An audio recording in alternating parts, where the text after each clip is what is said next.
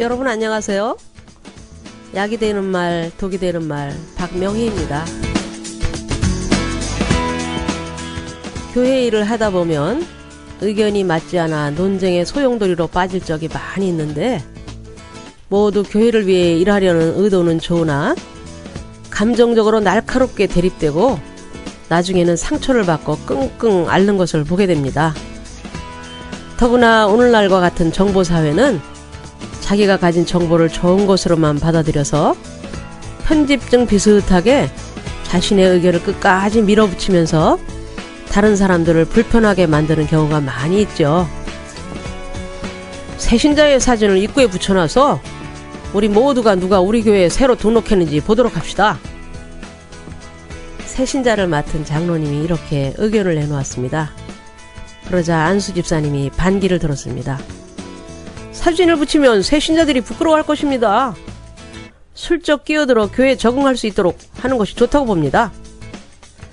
다른 교회도 다 그렇게 하고 있는데 우리도 그냥 그렇게 합시다. 우리가 다른 교회를 따라갈 이유가 무엇입니까? 이건 목사님의 의견이기도 해요. 그래도 전 반대합니다. 익명의 사회에서 사진을 붙여놓으면서까지 풋내기 취급당하는 교회에 나가고 싶은 사람이 어디 있겠습니까? 현대인은 편한 것을 좋아하니 아무리 목사님이 주장하셔도 밑에서 일하는 우리가 잘 조정을 해야 합니다. 사뭇 분위기가 차가워져 갑니다. 두 사람이 서로 물러설 기미가 보이질 않았죠. 하긴 장로님이 안수 집사에게 질 수도 없는 노릇이 아닙니까? 새신자 부원들은 가슴을 졸였습니다. 장로님이 이마에 주름이 잡히고 눈을 가늘게 뜬 것이 심상치가 않았습니다. 꼭 폭풍전야처럼 긴장감이 맴돌았죠. 자네 다른 부서에서 일할 적에도 그렇게 고집이 셌다면서? 모두들 그래서 당신을 싫어한다고 그러더니 정말이군. 그걸 말이라고 합니까? 사람들이 절 싫어한다고요? 여러 사람들 앞에서 절 묵사벌로 만드시는군요. 우리 목사님이 그러셨죠.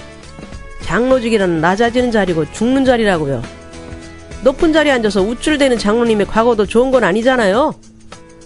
한국서 부도내고 이리로 도망쳐온 걸 저만은 알고 있어요. 그런 장로님이 감히. 점점 감정이 치솟은 장로님의 거친 숨소리가 잘못하다가는 손찌검이라도 일어날 기세였습니다. 이렇게 의견이 첨예하게 대립되고 감정이 날카로워졌을 때는 어떻게 대화를 하는 것이 좋을까요? 네, 침묵으로 대응하는 것이 가장 좋은 방법입니다. 자기의 의사가 관철되지 않았을 때 침묵과 비폭력을 쓴 간디는 무저항주의자로 영국에 대항한 영웅이죠. 간디는 매주 월요일을 침묵의 날로 정해놓고 아무리 급한 일이 있어도 입을 열지 않았다고 합니다. 침묵도 대화인 걸 알았던 사람이죠. 논쟁의 소용돌이에서 침묵은 큰 효과를 거둘 수 있죠.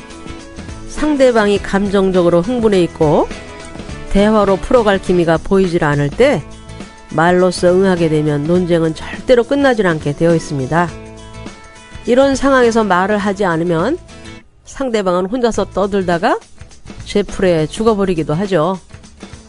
불필요한 논쟁을 입에 올리다 보면 감정적으로 충돌하게 되고 피차 상처를 입게 되는 거죠. 이런 때 침묵으로 일관하면 달궈진 감정을 가라앉힐 수 있는데, 그 다음 이성적인 사고를 할 수 있는 기회를 기다리면서 문제를 밀어놓는 것이 현명한 일이죠. 때문에 새신자 사진을 붙여야 하는 것으로 인해 다툼이 일어났던 위의 교회의 경우 이렇게 말하는 것이 좋겠죠. 우리 다음번에 이 문제를 다룹시다. 집사님의 의견도 참작해서 더 검토해 본 뒤에 의견을 나눕시다. 그리고 장로님이 입을 다물고 침묵했다면 그렇게까지 서로의 과거사를 들춰내면서 사람들에게 공개하는 일은 없었을 텐데. 영국 속담에 말할 때를 아는 사람은 침묵할 때를 안다 라는 말이 있습니다. 적정선에서 침묵하고 말하는 지혜가 우리들에게 필요하죠. 특히 교회의 지도자급에 있는 목사님, 사모님, 장로님, 집사님들은 침묵의 대화수를 익힐 필요가 있는데 말이 난무하는 와중에 서 있기 때문이죠. 황희정승은 입이 무겁기로 이름난 사람인데 아첨꾼들이 벌떼처럼 덤벼들어도 그저 듣기만 하는 정승이었다고 합니다. 그의 이런 침묵의 대화가 그를 후세까지 명정승으로 남게 한 것이죠. 부부간에도 침묵이 필요한 때가 있는데요. 남편이 전화도 않고 늦게 귀가한 밤에는 아내가 화를 내기 마련이죠. 밥을 해놓고 기다리는 저를 생각했다면 전화 한 통쯤은 줄 수 있었을 텐데 당신은 날 무시했어요? 당신 아침 출근하면서 6시에 귀가한다고 했잖아요. 시계를 보세요. 지금 자정이라고요. 내가 놀면서 지금 들어오는 것이 아니잖아. 이 모두가 당신과 자식들 벌어먹이느라고 하는 고생이라고. 회사에 일이 많은 걸 어쩌라고 그래. 아무리 그래도 전화 한 통 할 시간이 없었단 말이에요. 이 집이 하숙집인 줄 알아요? 매일 저녁 늦게 들어오니 말이죠. 당신 혹시 바람난 거 아니에요? 어디 여자 숨겨놓고 이렇게 늦게 들어오는 거죠? 편하니까 집구석에 앉아서 더러운 망상만 하고 있군. 혼자서 아이들 데리고 얼마나 내가 지쳐있는 줄 알아요? 아이들 숙제를 거들어줘야죠. 어제는 하수도가 막혀서 혼자서 그 더러운 구멍을 쑤시느라고 얼마나 혼이 났는지. 남자가 할 일을 내가 다 하면서 마치 과부가 된 기분이라고요. 난 이 집에 들어오고 싶지 않아. 지쳐서 들어오면 쉴 수 있게 해줘야지. 이게 가정이야? 지옥이지, 지옥. 이런 때 아내나 남편 중 한 사람이 침묵하면 한쪽이 떠들다가 끝이 나고 감정이 가라앉게 되죠. 이 대화의 줄기를 평화롭게 바꾸기 위해 현명한 아내가 이렇게 말했다고 합시다. 어서 들어가 목욕하고 나와요.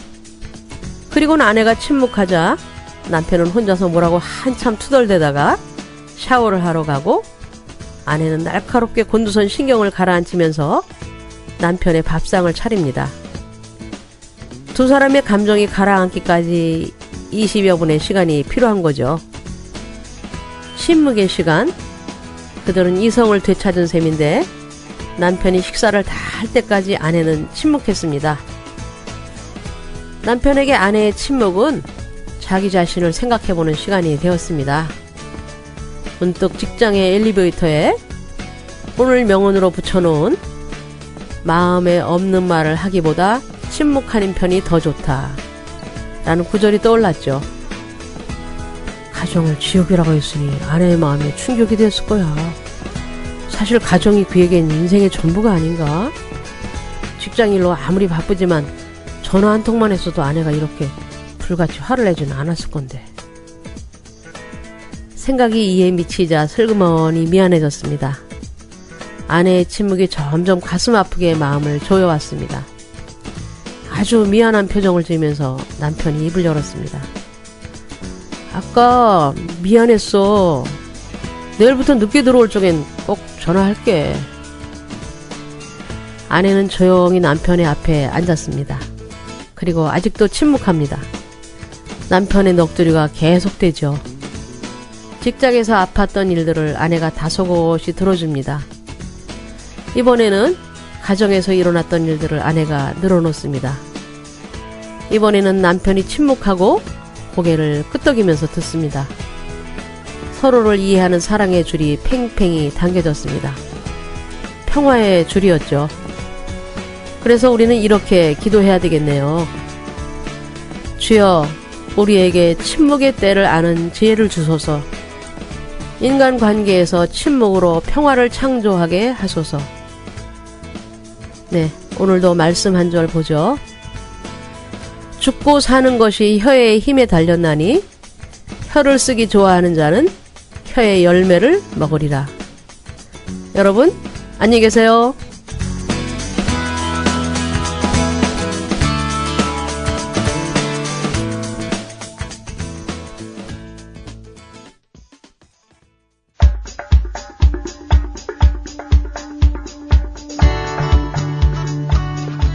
KCN 인터넷 라디오 방송입니다.